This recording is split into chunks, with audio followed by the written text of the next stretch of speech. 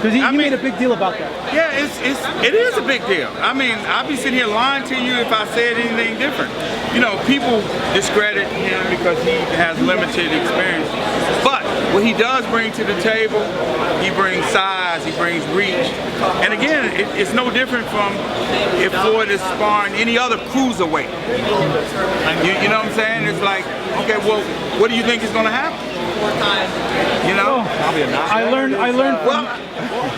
This is something I learned. This is something I learned from you guys.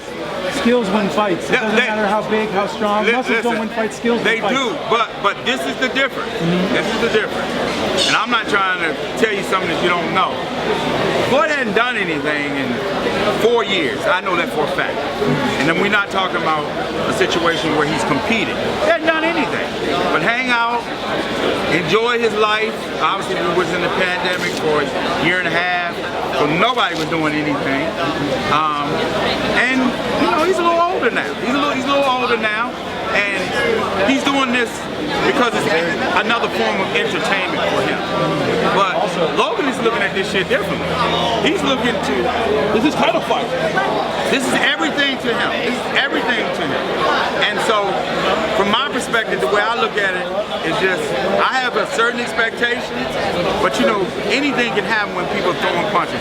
And I guarantee you, both guys are going to be throwing punches with mean intentions. What's your expectation? My expectation is it will be one of the most entertaining events Floyd Mayweather has ever been in. You guarantee that? I guarantee you that. Has it all given him the itch to maybe come back, test the waters at all? No, not at all. No, listen, this man has done everything for this damn sport. And listen, your favorite fighter, we already saw what he did to him. Your next favorite fighter, we already saw it. How do you know that's my favorite fighter? Your other favorite fighter, he did that to him too. You know, so the list goes on and on and on. He will never get the credit that he truly deserves, you know, because people are always going to come up with excuses and say, oh, well, he didn't fight this guy when he was in his prime. And okay, well, this guy right now, y'all say in his prime, he's fighting at 168 pounds. Floyd Mayweather ain't weighed over 152 pounds a day in his life in a competitive fight. You know what I'm saying? So, I tell you everything you need to know. Let me just throw this out there. A lot of people want to see this just because of the progression of Canelo. At all, would he entertain a rematch with Canelo at all? Absolutely not. For what? He already kicked his ass. Easy. People would counter. He got him when he was young. Okay, they can say whatever they want to. Yeah. The W's in the book, and the money's already in the bank.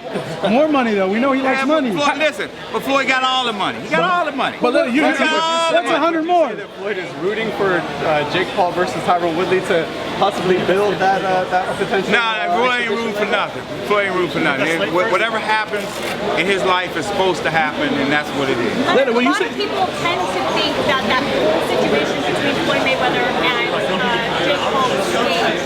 Can you confirm whether or not? Absolutely not. Again, I've been knowing him ever since he was like 13 years old, and I've probably seen him piss like that maybe 3 or 4 times in all those years. And he was pissed. And all the F-bombs and all that stuff he was throwing around, you could tell, you know what's real and what's not real. Floyd was trying to get at him for real. And I'm just glad that nothing happened, everybody was safe, because this thing could have, this whole event was in jeopardy. Right. You know what I'm saying? Is it true that Jake Paul is now sort of banned from the fight? No. No, okay. I heard that. No, he's not banned from the fight. Listen, you see y'all know y'all the present, the past, and the future. When y'all start promoting stuff like this, when Floyd's a promoter of some big event like this, with other big name people fighting. You said what he do? When y'all promote it, like some other big name people, like that's what we do. I'm talking about exhibition fights like this. We're in the business of promotion, sports and entertainment, all forms of it. We've done concerts, we've done fights, we've done everything. Hey, let me ask you this. Josh Taylor just became undisputed at 140 pounds. I know Tank has a 140-pound title fight coming up. If he wins, would you guys want to go into an undisputed fight with Josh Taylor? Tank has so so many options, but his focus is totally on Barrios, but that's a tough-ass fight.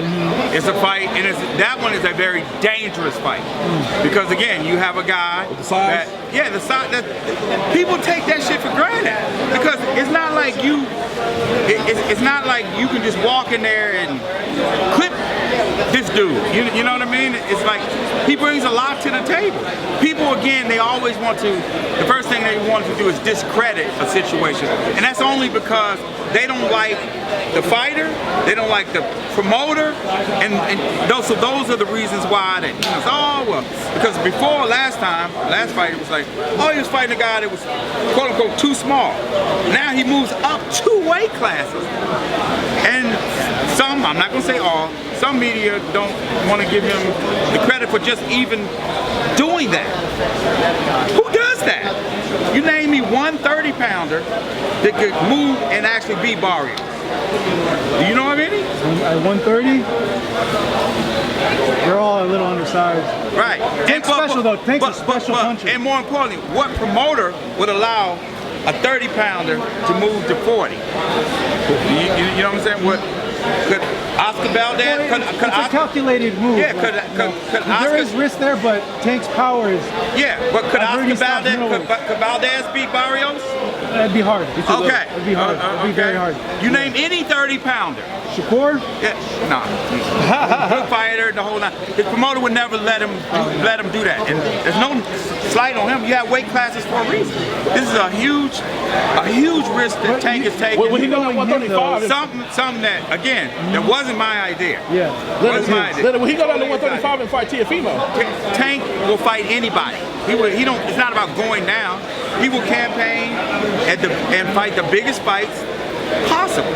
And there's no name specific, because in my opinion, in his opinion, and Floyd's opinion, he can beat each and every one of those guys out there. It's just a matter of us making the fight. Leonard, what did you make of Josh Taylor's? Oh, it was a tremendous fight. I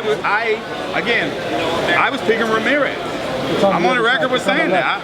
I thought Ramirez had enough and he could do enough, but again, all credit is due to Josh Taylor. He fought a tremendous fight. You got to give him credit. I know at one point the name of the team was alongside me. I know that was a while ago. Is that a fight that's still sort of remains? We'll fight anybody.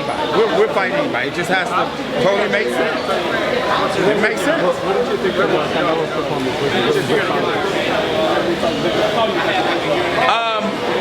Canelo is a very good fighter. He's a very good fighter.